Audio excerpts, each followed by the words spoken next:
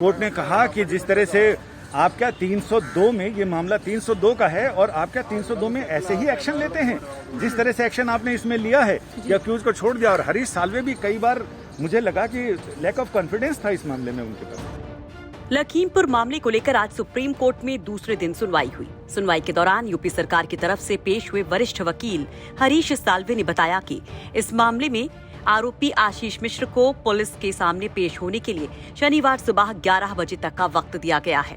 वहीं chief justice N V Ramana ने आरोपी आशीष मिश्र के प्रति रियायत बरतने पर सवाल उठाए। इस पर हरीश साल्वे ने कहा कि आशीष मिश्र को नोटिस भेजा गया था, वो आज आने वाले थे, लेकिन उन्होंने कल सुबह तक का टाइम मांगा है। हमने उन्हें शनिवार सुबह 11 बजे तक की मोहलत दी है।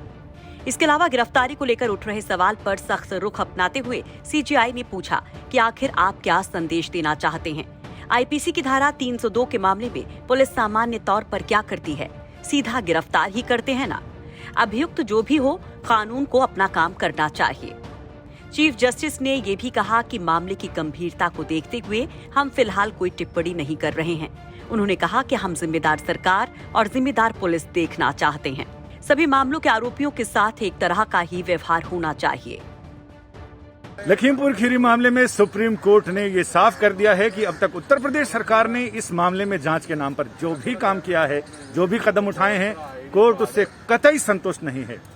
मैं और मेरी सहयोगी रिपोर्टर अनिशा माथुर अभी कोर्ट से निकले हैं और हम दोनों इस मामले पर बात कर रहे हैं कि आखिर कोर्ट के इस टिप्पणी का और इसके अलावा जो बाकी टिप्पणियां की हैं उसके मतलब साफ साफ क्या हैं, बिटवीन द लाइंस क्या है।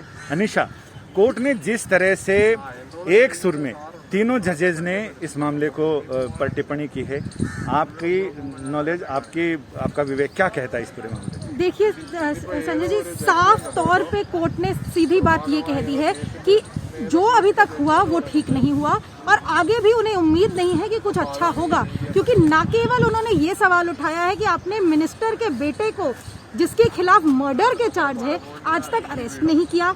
आपने जो कमेटी बिठाई उसमें लोकल ऑफिसर हैं जिनके ऊपर वैसे ही सवाल उठ रहे हैं।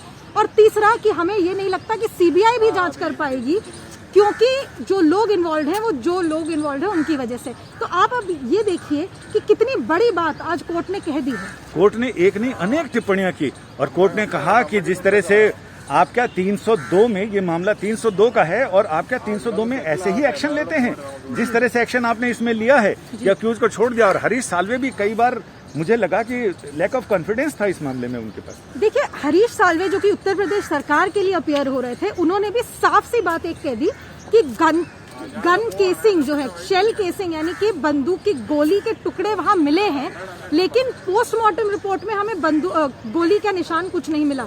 लेकिन सवाल ये भी है कि सरकार ने खुद एडमिट किया कि वहां गोलियां चली हैं, जो कि काफी बड़ी बात है, क्योंकि अब तक सरकार कह रही थी कि गोलियों के बारे में झूठ बोला जा रहा है। लेकिन अब चूंकि गोलियों के टुकड़े मिले हैं तो अब सरकार को सीधा जवाबदेही करनी पड़ेगी। और यही कोर्ट ने भी पूछा कि क्या आप पूरी इन्वेस्टिगेशन खत्म होने तक इंतजार करोगे, क्योंकि मर्डर केस में तो सबसे पहले अरेस्ट होता है जिस आदमी का नाम लिया जाए। जस्टिस हिमा कोहली ने फिर साफ साफ कहा कि गोलियां चली हैं और ये मर्डर है। जस्टिस सूर्यकांत ने भी कहा कि आखिरकार ये मर्डर है और मर्डर की जांच मर्डर के हिसाब से होनी चाहिए। और इस पर उन्होंने भी ये माना कि हाँ, ये हत्या, शायद ये हत्या का मामला है। इस पर जस्टिस हिमा कोहली ने पूछा कि शायद क्यों? उन्होंने कहा शायद इसलिए कि कल को अभियुक्त ये ना कहे कि अभियोजन तो पहले से ही मन बना के बैठा हुआ था कि ये मर्डर ही है।